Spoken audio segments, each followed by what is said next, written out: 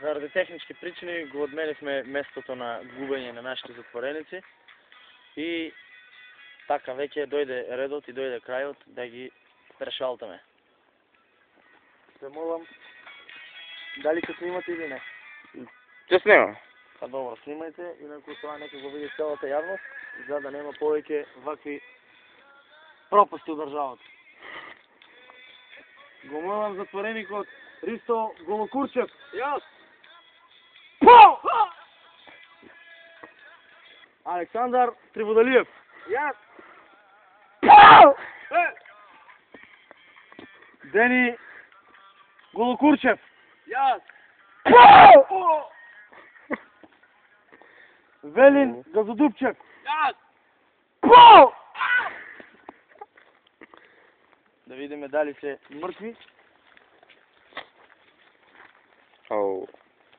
Голема штета. Голема штета. Но што да правиме? Ова е да покажеме на нашиот народ дека сите мора да умрат. Сите престапници мора да умрат. Ѓорѓи Татарчев! Кој го бара? Јас!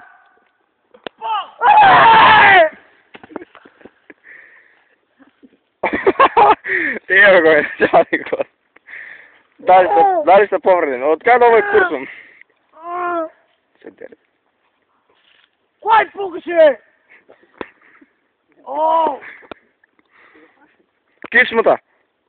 О, чешмата бе! Оле! О! Легни. Еве ги уште еден заек врз нив. Иначе това беше многу жално.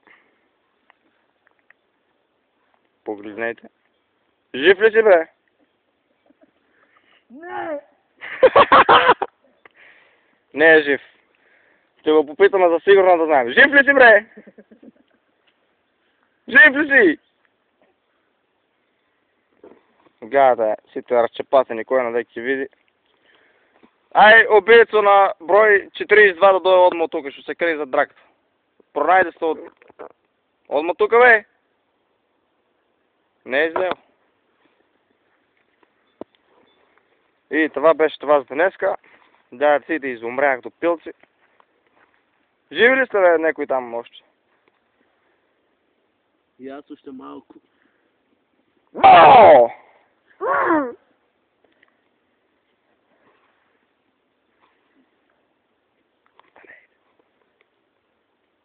Нема, сите се умре. Пушти музика за последен пат да изпратим на некој канал. Ајде музиката, дека е.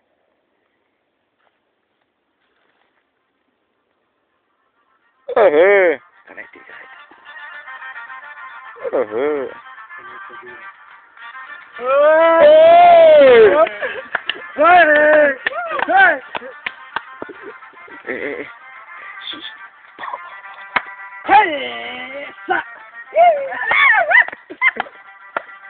Иначе, можем да кажем на нашата телевизија дека тие затворници не направиме една голема шема за да не ги фате закону, за да не ги турат у затвору. Јас направив